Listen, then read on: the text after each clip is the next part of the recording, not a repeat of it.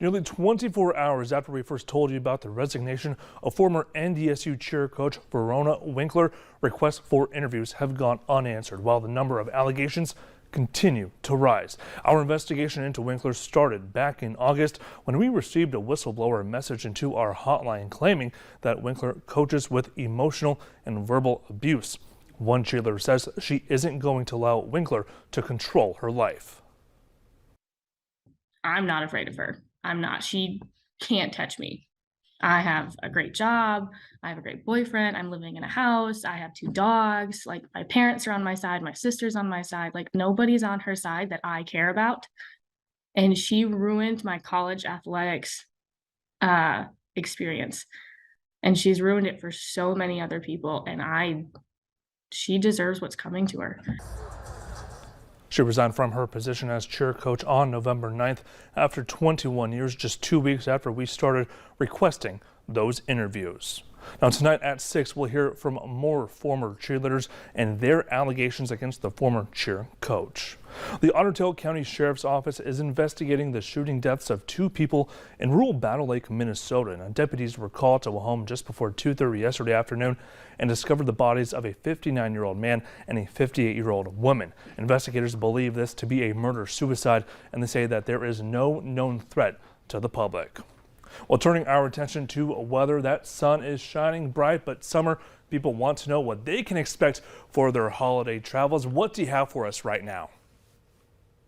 Thanks, Bobby, and good afternoon, everyone. I have good news for that holiday travel planner.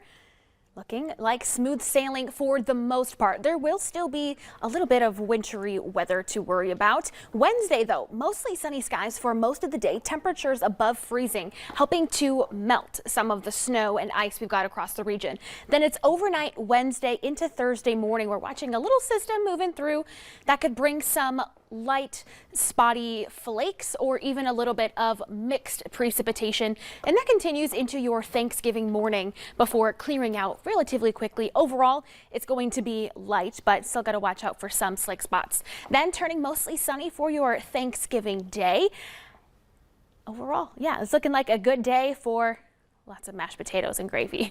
Right now, we're looking at sunny skies across the Red River Valley. We do have some cloud cover up to the north and west, and some of that'll move in later tonight. But right now we're enjoying temperatures in the 30s for most of us. A few in northwestern Minnesota still in those upper 20s.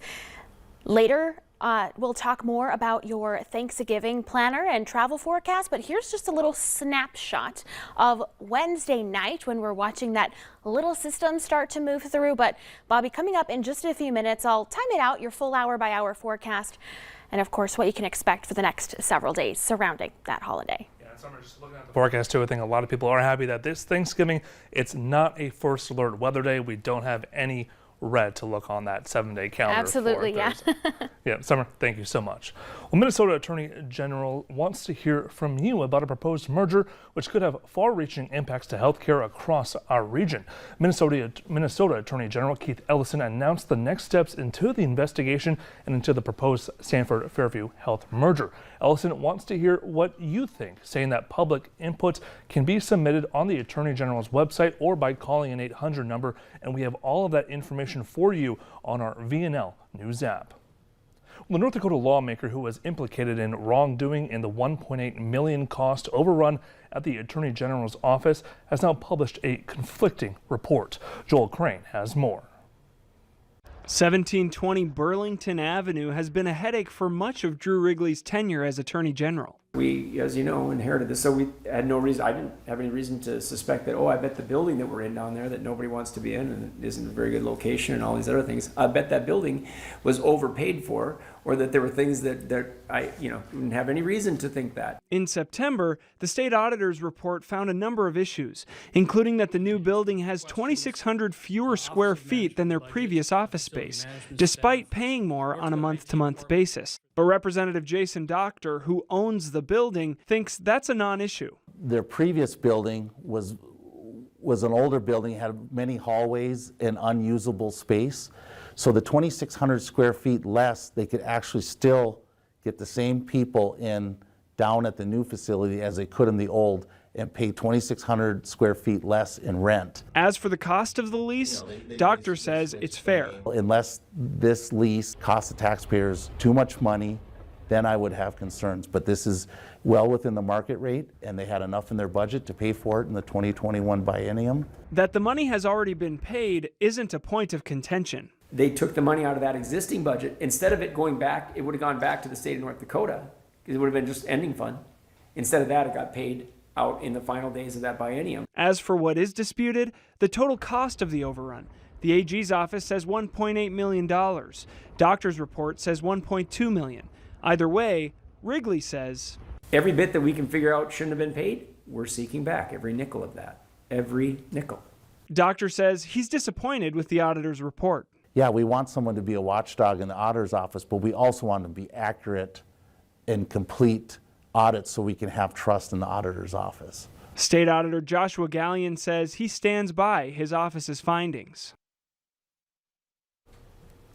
Now, the whole issue is complicated by the fact that 20 years of Wayne Stencham's emails were deleted just days after his death. Representative Doctor says that the cost overrun issue turned after it was discovered that the emails were missing, and he says that he included every email his people ever shared with the AG's office in his 800-page report, and that he's hopeful that they can be recovered.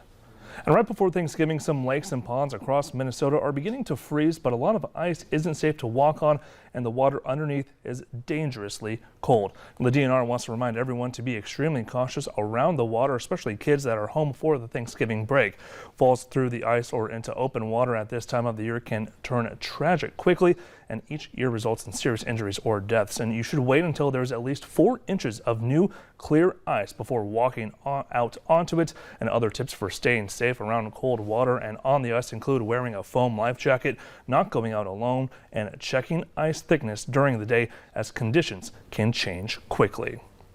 Voting for the first bond referendum in Pingree Buchanan in 60 years right now has unofficially not passed. Now, according to the school district, the election had 75 votes for yes and 81 votes for no. The referendum failed at 48%, and 60% was needed to pass. Now, again, these results are unofficial until canvassed by the school board. The North Dakota Highway Patrol is warning residents of an imposter scam going around.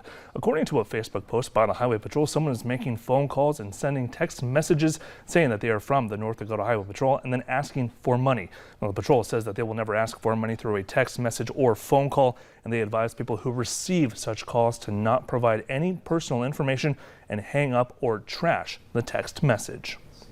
A Virginia man who was arrested for abducting his 2 children and made his way to North Dakota is pleading guilty. 36-year-old Timothy Truitt took his 1-year-old daughter and 2-year-old son from Hampton, Virginia from a Walmart in October. Now, law enforcement found him and arrested him in Burleigh County, over 1,700 miles away. Truitt pleaded guilty to child neglect, parental care, and false information to law enforcement. The children are safe and are home.